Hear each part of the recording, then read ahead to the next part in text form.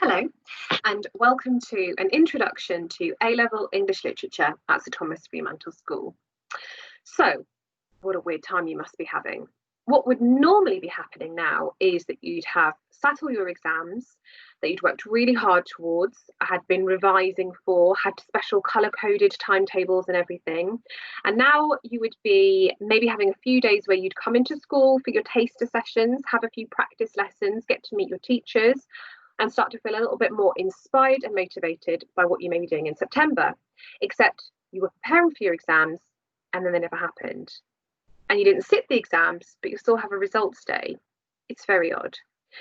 So, in place of getting to meet you in person and talk to you very enthusiastically about our course of English literature, instead I thought I'd make you a welcome video, explain a little bit about the course, and hopefully be able to answer any questions that you might have. There'll be this video and then a couple of subsequent videos that will explain to you other texts that you might care to read, a little bit more of an explanation of the topics that we cover, and a few how-to guides on starting to read like an A-level student. So, my name is Miss Nelson. I'll give you my email address if you have any questions, or you can use the comments section below as well. I'm the head of department for the English department at Sir Thomas Fremantle School, and I'm also one of the A-level teachers. There's 3 of us A-level teachers, and we get split between the Year 12 classes and the Year 13 classes. We'll have 2 teachers for the same subject. More of that in a moment. I studied English literature at A-level 1,000 years ago, and then I studied it at degree, and then I did my postgraduate degree in how to teach English literature and also drama. So good news, I'm a massive English literature nerd. There's nothing I don't know about English literature. Bad news, I don't know a lot about anything else.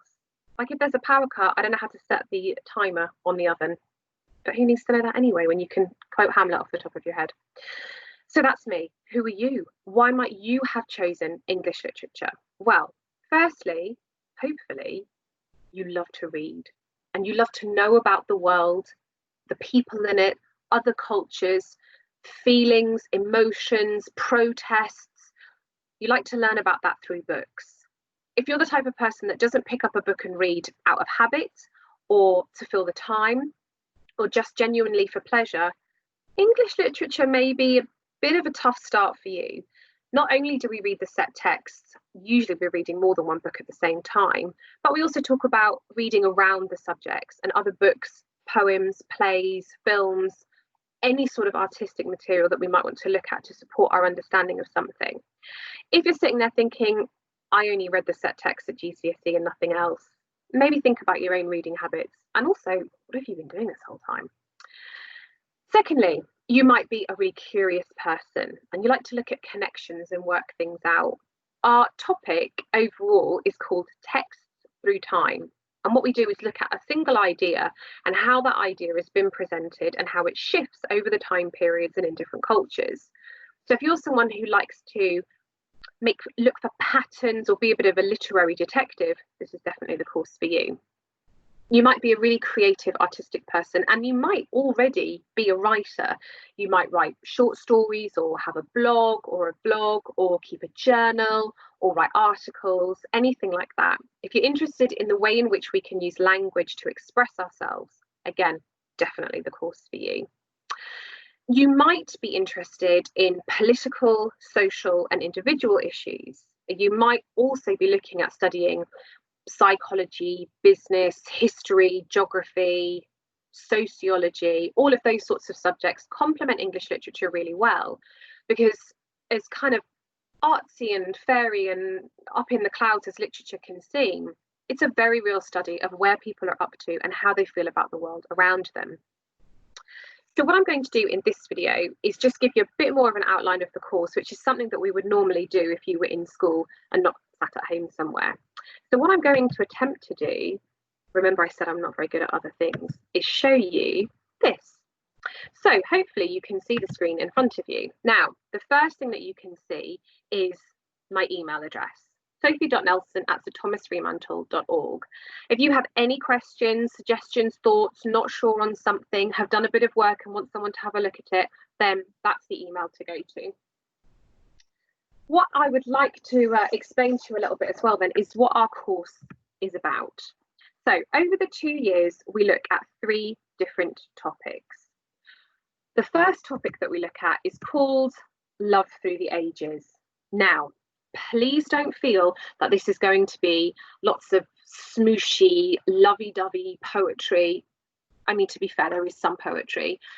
Love Through the Ages is a really broad heading to look at loads of different aspects of love. So we look at jealousy, guilt, deception, love across a long distance, marriage, divorce, sex, lust, disapproval, unrequited love, loads of different topics, love and loss as well.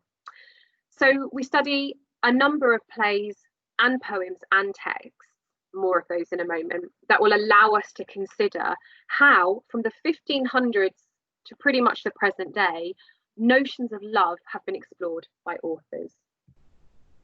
The next topic is called Texts in Shared Context. And what Text in Shared Context does is to consider a specific period in time. And for us, that's post-World War II. So we consider the social, political, and personal issues which shape the second half of the 20th century and the early decades of the 21st century. One of the things that we do is read quite widely for this particular unit, and we also consider our coursework here as well. One of the things that we look at that's quite interesting is about identity. So the shared context, it might be about personal identity, morality. We look at gender, class, race, ethnicity, change, resistance, rebellion. All of those really exciting, dramatic topics are there for us as well. The last unit that we look at, although obviously some of them we look at simultaneously, is called Text Across Time. And Text Across Time is where we try and compare an idea across more than one text, as it suggests. So again, this is where there's a slight overlap with the coursework, where we look at a pre-1900s text and a modern text, and you get to pick whatever it is that you're interested in that you see in both of those texts as well. So when we look at the 3 topics together like this, there really is something for everyone. We take this idea of love, remember we're using that term very loosely, a notion of identity, rebellion, society, and then a free choice of an idea across 2 texts as well. We look at a mixture of poetry, drama, and prose, and we'll always teach something that you don't like, and we'll always teach something that you absolutely fall in love with. So let's have a quick look then at what happens in year 12. So when you join us in September, again, you have 2 teachers. The first teacher will look at the poetry anthology, and that's our Love Through the Ages topic. The second teacher will do the study of the novel The Handmaid's Tale. And hopefully you have that already, or you're going to get it now you've watched this video, and you start reading that too. After Christmas, teacher 1 moves on to the Shakespeare unit, which for us is a hilarious and also deeply troubling, if that can be 2 things at once, play, The Taming of the Shrew. And your second teacher will have a look at a collection of poems by Caroline Duffy called The Feminine Gospels. After the spring half term, we then look at a short novel, and that is our coursework novel, Joseph Conrad's The Heart of Darkness. And your second teacher will be looking at some poetry comparison, and that's really a big focus on some of those exam skills that we'll be looking for as well. Remember that this is a 2-year course, so you won't actually sit a formal exam until the end of year 13, but we'll have lots of practice exams as we go. So one of the things to think about is that we will have practice assessments in class, timed assessments in class, as well as the mock sessions as well, and that take place across the school. What else do classes look like? Well, our class sizes tend to be quite small, because class sizes across the school tend to be quite small. And it means that we have almost like a seminar style, which is something that you might expect if you decide to go to university, where the teacher will lead the beginning of the session with a particular idea, a particular reading or an extract or a concept, and then a significant portion of the lesson is given over to discussion. And sometimes that discussion happens in pairs, sometimes it happens one-to-one with the teacher, and sometimes it happens in a whole group as a whole class. We often go through additional resources, particularly when we are studying the novel. We'll often look at non-fiction texts from around the time, just to kind of get a really clear landscape of what's happening in the world in which our authors are living. Our lessons are very reliant on pre-reading. So what will normally happen is that your teacher will say, next week we're looking at chapters this, this and this, and the expectation is that you will have read them. And take it from me, it's really obvious when you haven't. There's only so much this face that you can do before your teacher susses out you're just pretending to think and actually you haven't read anything. We also do a lot of annotation and some shared annotation as well, especially with the poetry. If you think about GCSE, the way that you used to annotate your poems at GCSE, it's very similar to that too. So lessons are small, you do independent work beforehand, lots of discussion, and if you're sitting there thinking, oh, I don't really like speaking aloud in class and that's not really my gig, that's fine. You don't have to be a big, outgoing, lovely, chatty person to be successful in a class. You just have to work hard. So what can you do next? Well, you can watch these videos. If you need to go back over this one and make a bit of a note of the different texts that we're studying or some of that course outline as well, you could do that. And like I say, I'll post a few more videos about the context of some of the texts that we study, probably do something about how to read a poem and how it's different reading poetry at A level than it is at GCSE. Get yourself working through a reading list. If you don't have any idea where to start, you can email me and I'll make some lovely suggestions for you, things that will complement what we're already going to read on the course.